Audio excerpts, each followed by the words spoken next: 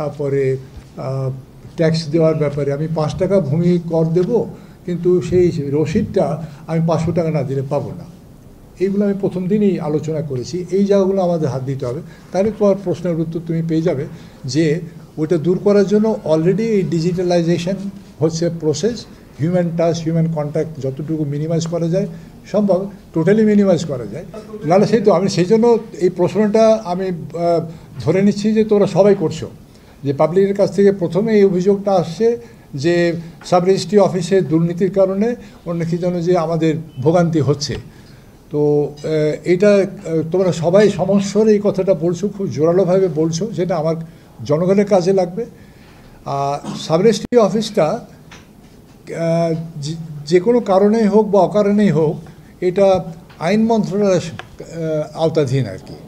তো অথচ তোমার প্রশ্ন, জনগণের প্রশ্ন যে আমি খতিয়ান তৈরি করছি ভূমি মন্ত্রণালয়ে, খতিয়ান মালিকানা দুইভাবে আসছে। একটা হচ্ছে তোমার থ্রু ইনহেরিটেন্স, বাবা মারা গেল, দাদা মারা গেল, ছেলে চাচা ভাইরা সব পেলো আর কি। আর আরেকটা হচ্ছে কেনা বেচা। ভূমি রেজিস্ট্রেশন অফিসের প্রয়োজনটা হচ্ছে কেনা বেচার জন্য। তো এখন মানুষ কেনা বেচা করে স্বাভাবিকভাবেই আর কি। সেখানে এই যে কেনা বেচার যে কাজ, এই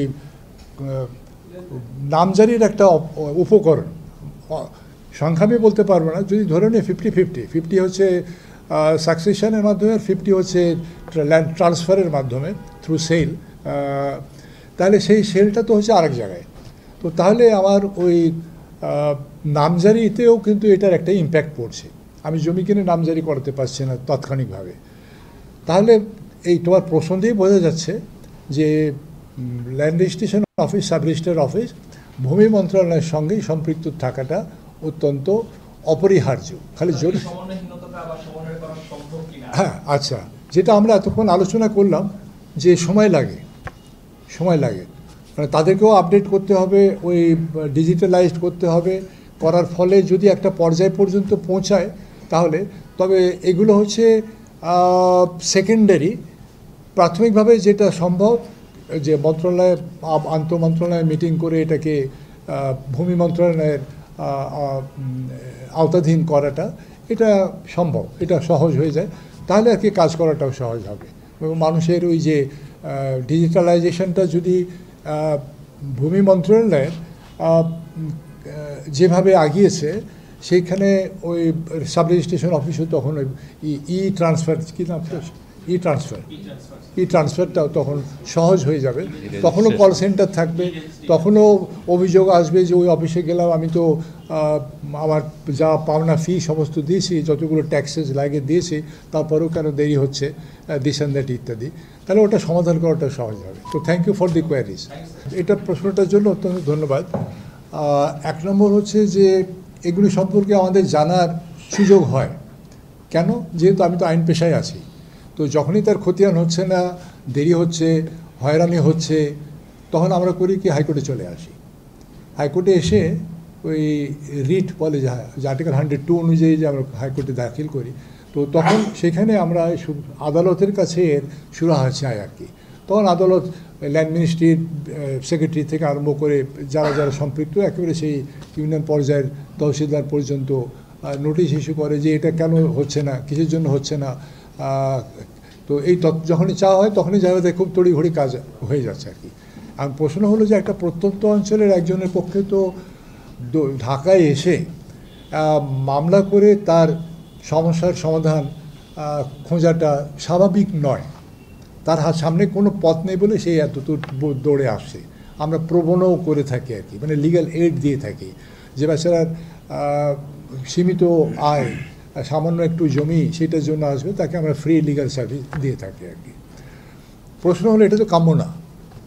তো এই এতক্ষণ আমরা যেটা দেখলাম, ওই সমস্যাগুলোকে দূর করার জন্যই এই ডিজিটালাইজেশন। অর্থাৎ যেটা ফার্স্ট আমার কোয়ারিজ ছিল, বলতে তোমাদের উপস্থিতিতেই আমার ওই কোয়ারিজ ছিল যে এই